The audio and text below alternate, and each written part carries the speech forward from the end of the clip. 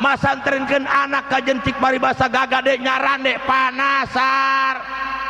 panasaran kunaon sababna manfaatnya bukan cuma sebatas di dunia tapi yakin bakal kapendak ganjaranna di alam akhirat insya Allah. Bahkan cikangjeng Nabi man anfaqo dirhaman ala talibil ilmi baka anama anfaqo misla jabali uhudin min dahabil ahmari fisabilillah kaharti tak can sahabat jalma anu ngainpakeun hartana